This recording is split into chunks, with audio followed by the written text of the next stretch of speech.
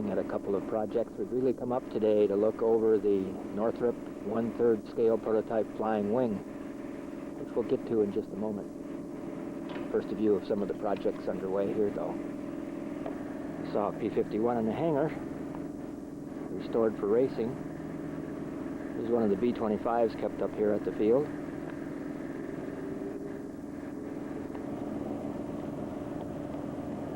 Another one not quite in as pristine a condition, but sort of at the ready.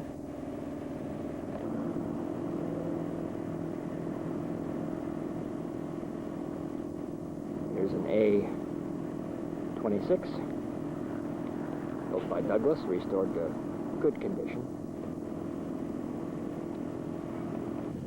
Another view of that A-26.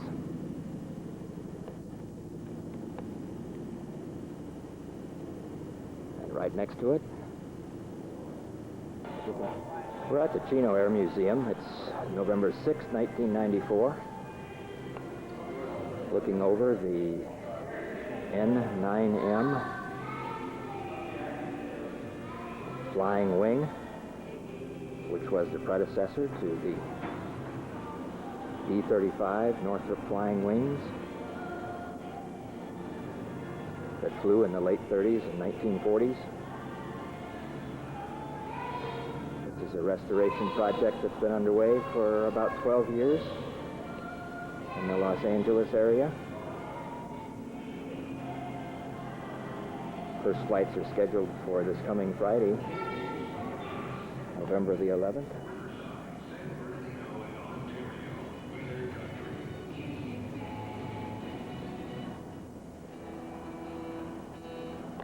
See some details here. Flow-through slots out in the outer wing panels, and the split rudder faders, I think they're called, here on the outer wing panels. Coming inboard are ailerons. Inboard of that are flaps.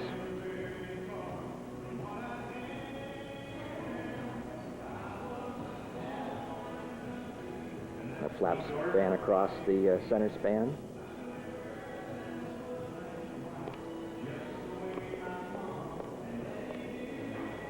Twin 300 horsepower engines driving variable pitch pusher propellers through torque converters, long drive shafts.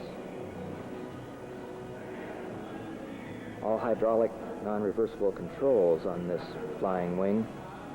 That was one of the technical firsts for this project. 3 of these were built, and they were used as proof of concept demonstrators for the larger wing project itself. Wingspan is 60 feet. Full-size Flying Wings spanned 180 feet, again 1/3 scale. Hydraulic retractable landing gear. We'll show more details later. And twin scoops under wing for engine inlets, air inlets. My friend Steve Carter taking still pictures. We're inside Planes of Fame Air Museum hangar at Chino Airport. You can tell like a wide collection of projects they have in here.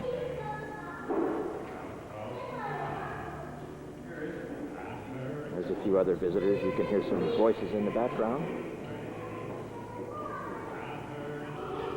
A view from the underside. A view from the underside here.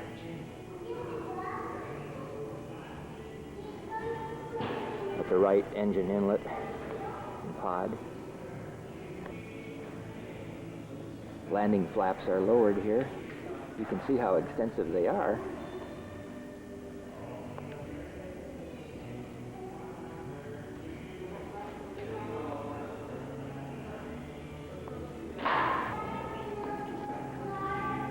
A view from the right rear.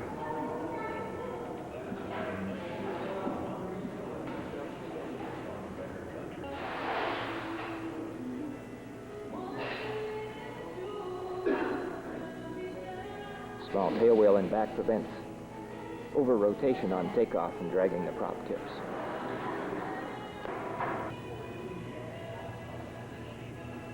So we just won't push it real hard.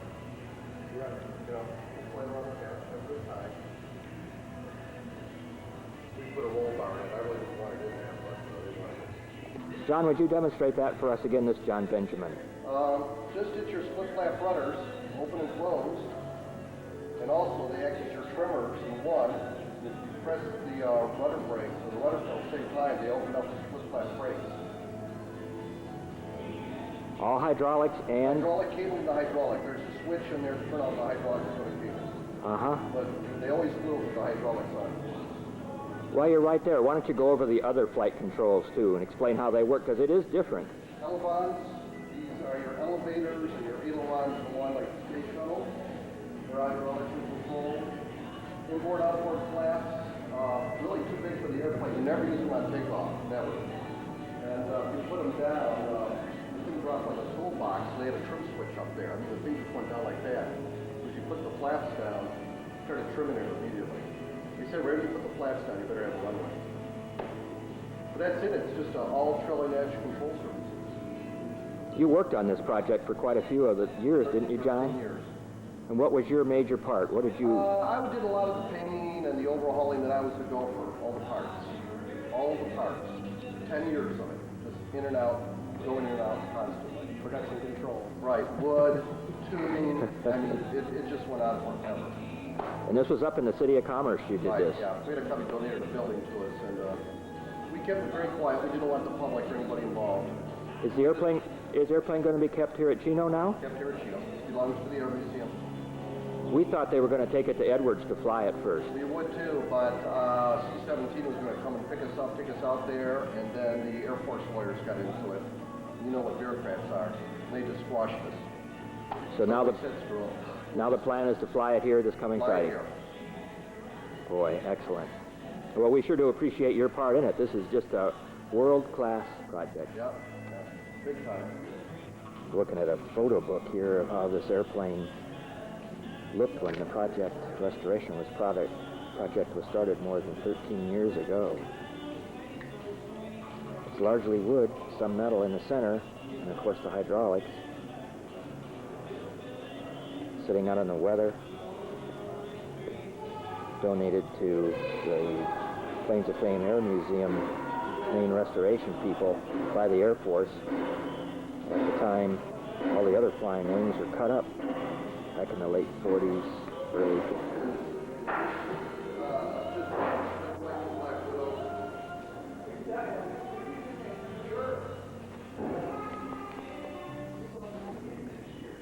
This is the cockpit view of the N9M. I'm fairly close, but you can tell the wheel controls, rudder, pedals, the instrument panel. This preceded the bombers of the day. Some of that control philosophy is evident here. Not John Maloney. John.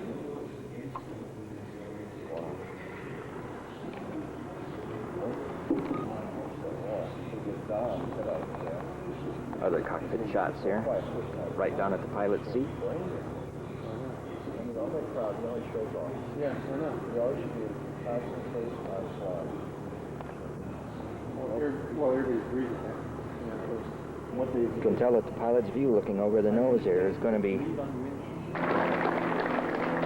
rollout ceremony on the 11th of November.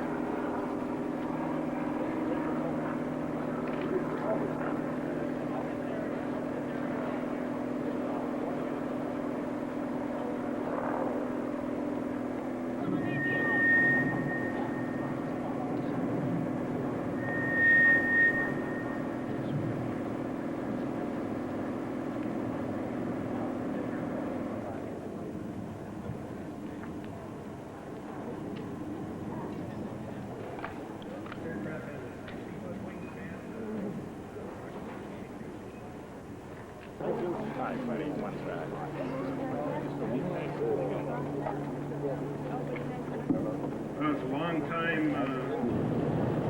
The wing makes its way toward the takeoff area.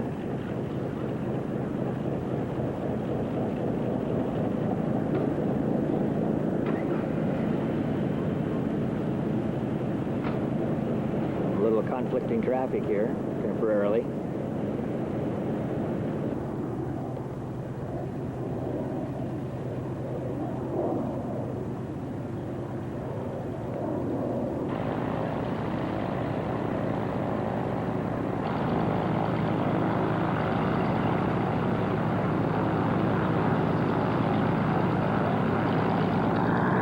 Crowd gathered here today. We guess about 1,000 people. Standing on our own airplane here. Wings being parked right in front of us on the apron at Chino.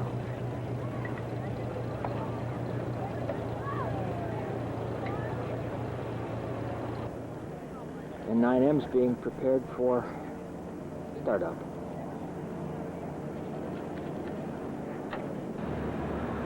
You have some extraordinary preparations here for this true first test flight going on.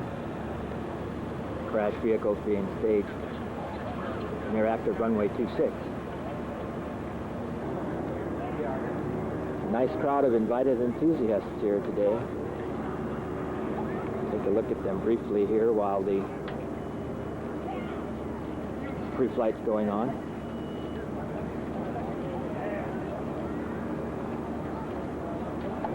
Must be 500 cameras here.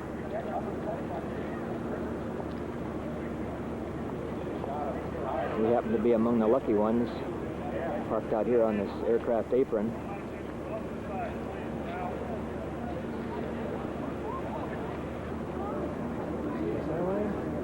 This is Dan Lyken, chairman of the Air Museum. He's going to be the test pilot for this first flight. Only high-speed and low-speed taxi tests done so far. This is a true first test flight of this more than 50-year-old restored article.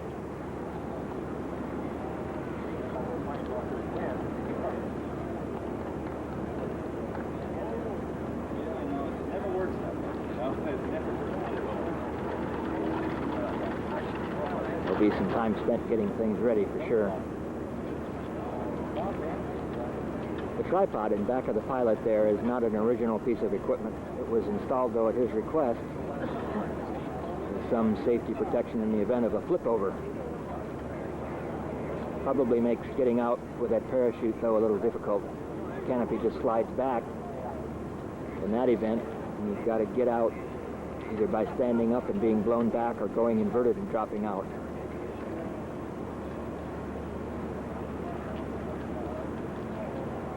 And it's a little unusual to have an invited crowd like this for a true first test flight. Sometimes the pressure of the crowd impairs your judgment a little bit as to what you try to do and when you try to do it. Starting up nearby is an AT-6. I believe it's going to be the chase plane today. One of them, either chase plane or photo plane, is parked right beside us here.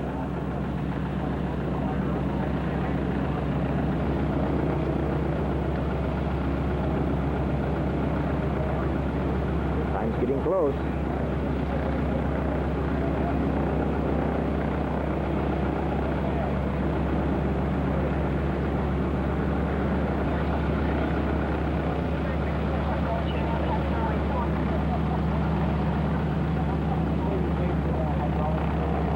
Check the canopy, look good.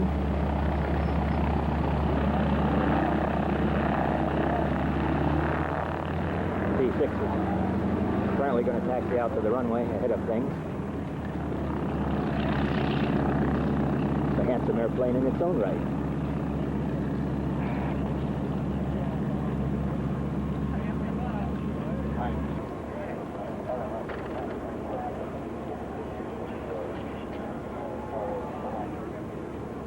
Signal for startup of the right engine.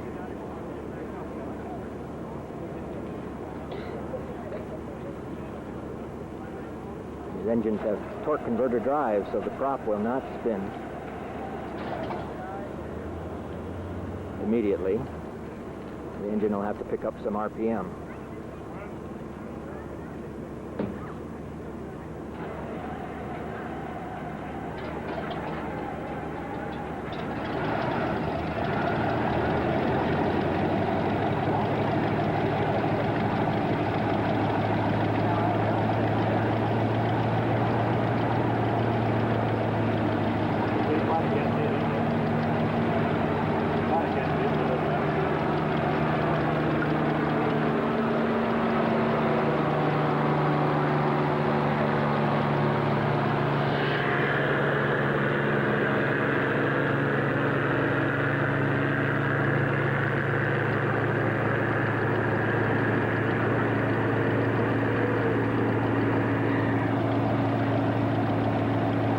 Helicopter just flew overhead, making another attempt on the right engine.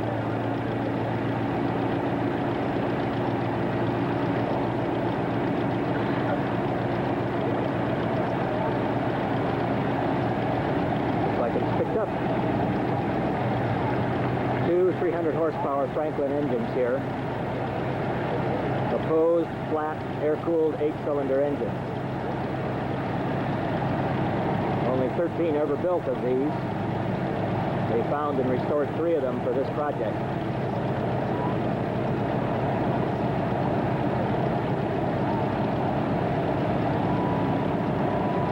Foot wingspan, about 7,500 pounds, 600 total horsepower. Shocks are being pulled out here. Actually, could start momentarily. Brake check. Did a magneto check on both engines a moment ago.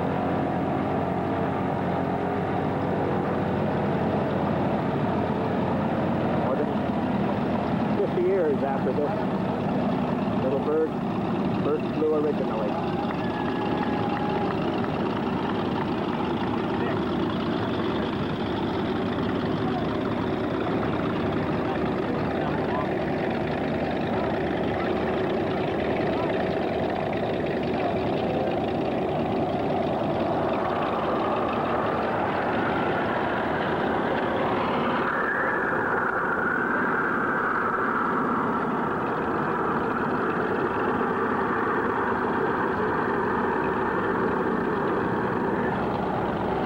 Runway 26 is what's planned, right behind us here.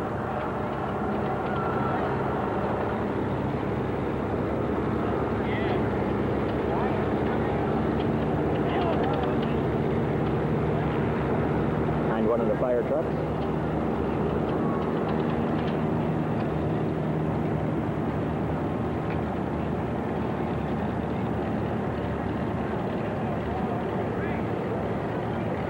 Beach Baron has started up behind us. I think it's going to be the photo plane.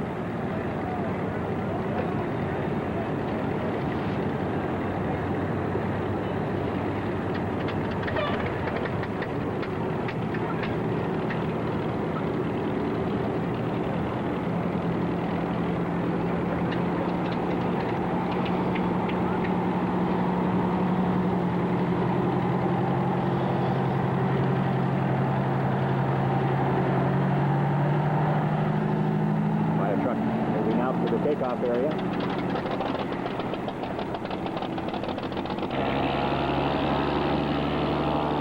The test pilot's going through his run-up checks. Moving out onto the runway.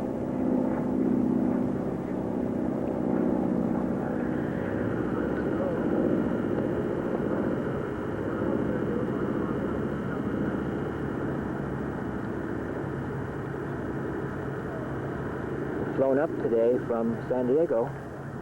Beautiful day. A storm passed through here last night. High clouds, but the air is basically clear. Good visibility for a riverside type day. We're being patient here while he does everything that he needs to do. Again, this is a bona fide test flight, not a demonstration flight.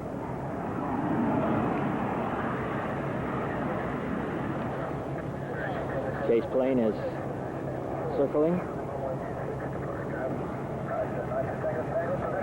Little bird has been cleared.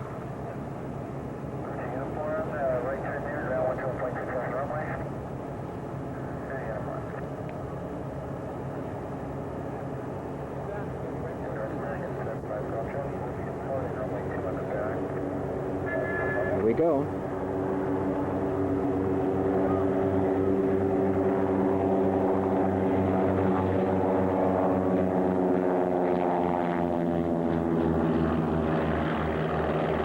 It looks beautiful. See the rudder, split rudder's working there. There's a chase plane behind it.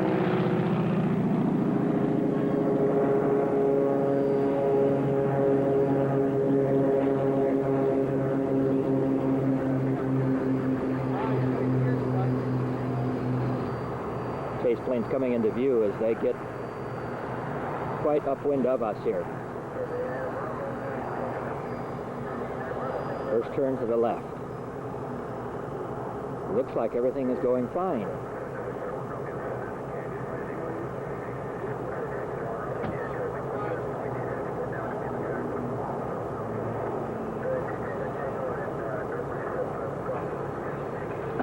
Really quite an historic event.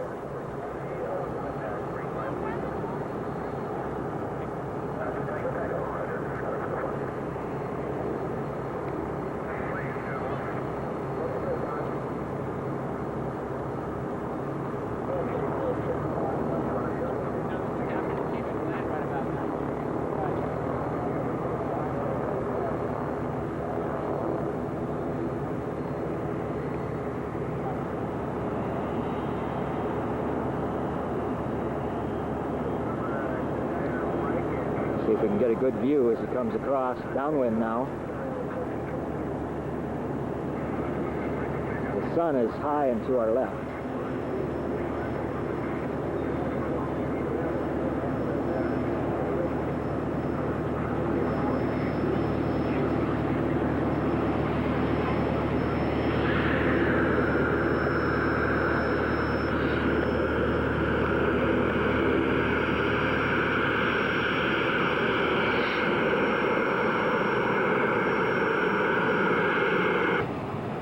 Saberliner just taxied in front of us here.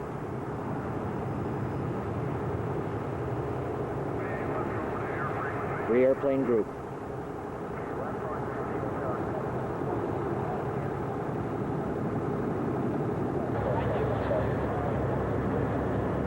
Group has returned overhead. 3,000 or 4,000 feet high, it looks like. Group passing overhead again. This time generally southeast. Looks like everything's going all right.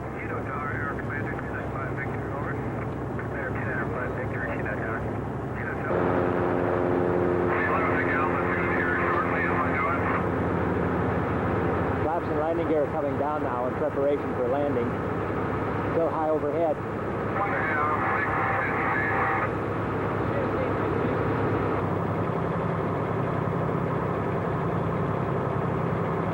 Going through some flight checks here of flaps up and flaps down, gear up and gear down, with elevator response being gauged.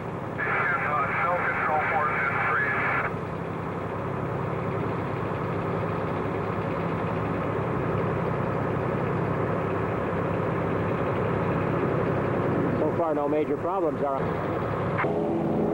our low pass. Indeed.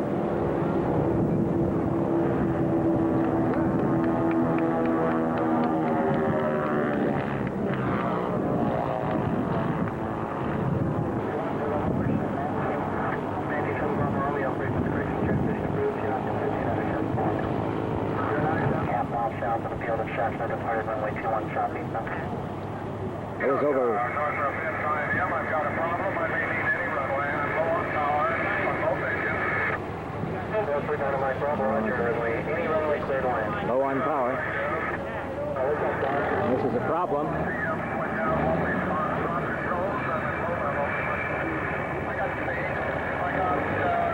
got the airport. That's the difference. We're only at 2 attacker.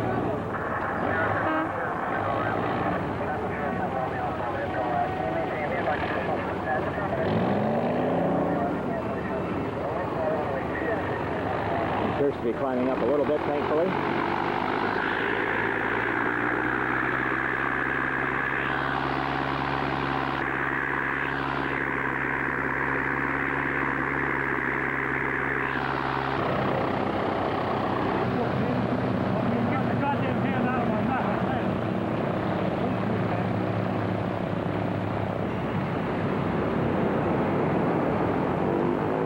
Sitting on the taxiway at the moment.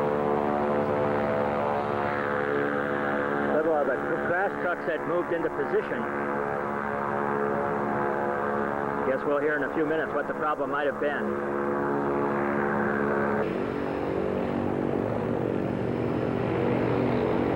Restarted the engine. Perhaps the props just stopped spinning because the engines were at idle. That may have been the case as we saw the propeller stop. Taxiing back in under its own power. The crash crew is relieved not to have to make a run out there. Taxiing back into the staging area after that worrisome few minutes there.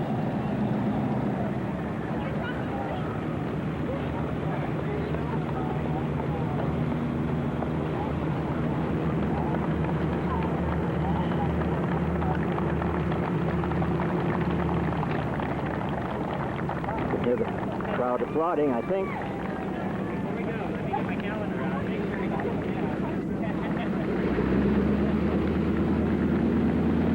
Hear the AT-6 taxiing in behind us.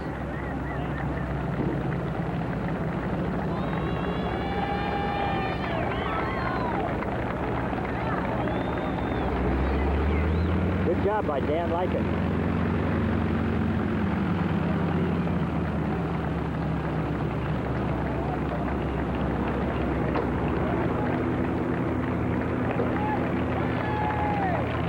Well-deserved attention, a real piece of history with a truly priceless, restored, vintage research project airplane.